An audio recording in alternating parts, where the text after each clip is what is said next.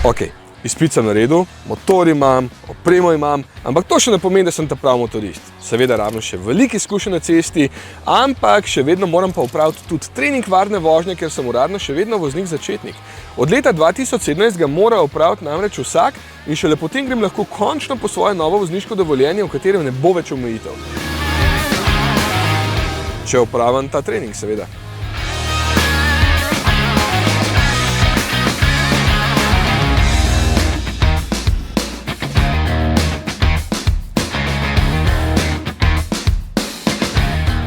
Sandi, kako pa poteka trening?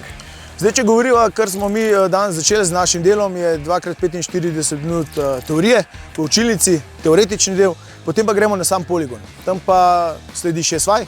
Prva vaja je vaja slalom, kjer spoznamo tehniko, se pravi nagibanja, tehnika vožnje, ki je vam poznana, in pa potem tehniko potiskanja, ki jo mi zagovarjamo in jo tudi želimo, da jo kandidati osvojite oziroma osvojiš, da dobiš tisto, kar mi želimo. Kaj pa pol naprej, kaj je bila druga vaja? Ja, potem sledi zaviranje v sili oziroma ovinki, kratki ovinki. Tam spoznamo določeno tehniko, ki jo niti ne bi izdal, zato vabim kandidate, da pridejo k nam, da to spoznajo.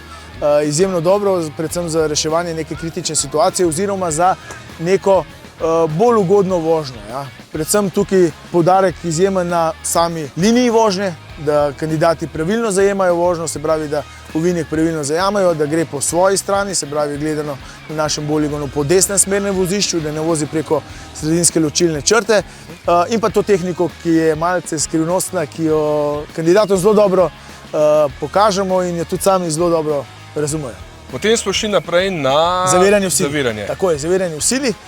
Tam spoznamo, se pravi, delovanje konec koncev samega zavornega sistema, sistem motorja brez ABS-a in pa sistem ABS.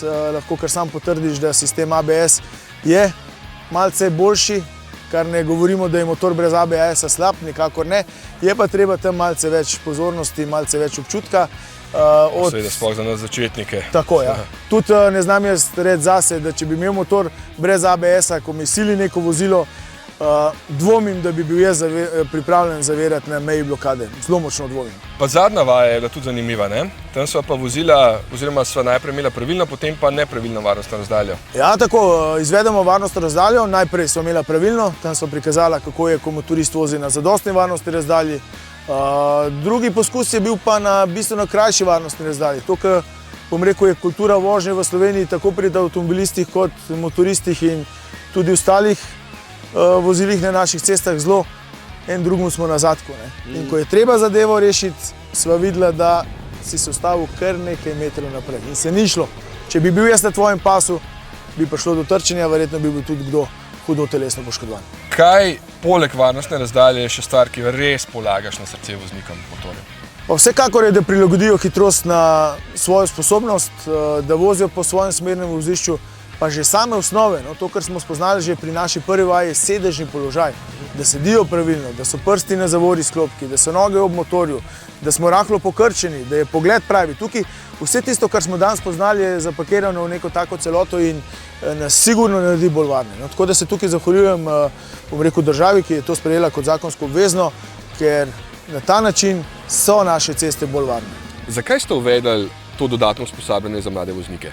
Program dodatnega usposabljanja voznika začetnika za motoristi se je uvedel na splošno zaradi tega, da se v bistvu segment, spravi obvladovanja motorja, da se v bistvu tukaj izboljša ta del, da motoristi bolj obvladajo samo tehniko vožnje, samo obvladovanje motorja, predvsem pa, da se zavedajo nekih situacij, se pravi, da dobijo vpogled v to, ko pride do neke kritične situacije, kako se potem iz takih situacij rešiti. In potem, ko se bodo udeležili teh tečajev, ko bodo potem delali na določenih ponovitvah, sami vemo, da mi, če delamo določene ponovitve, s tem v bistvu tudi miselno gre na nek, če tako rečemo, na mišični spomin in potem z večjimi ponovitvami lahko potem mi instinktivno odreagiramo na neko nevarno situacijo, ki naj bi seveda, oziroma bi morala biti pravilna.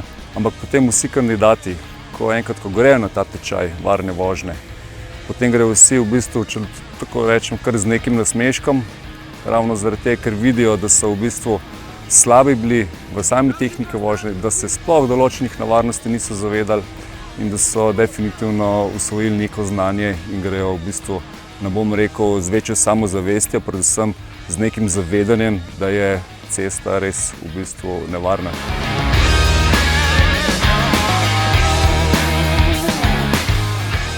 Ok, ampak vse skupaj se ne konča z vožnjo, potem sledi še delavnica, 3 šolske ure pri psihologinji. Sem mislil, da bo dolg čas, pa je bilo v resnici ful zanimivo. Marsikaj mi je dal tudi misliti, recimo, da smo za 3/4 nesreč vozniki odgovorni sami. Potem, da se motorist 12-krat bolj poškoduje kot v primerljivi nesreči voznika avtomobila. Pa ful velika mera samorefleksije je potrebna, torej si moramo priznati napake in jih poskušati izboljšati, ker za nazaj tukaj ne moreš ničesar popraviti, lahko samo za naprej.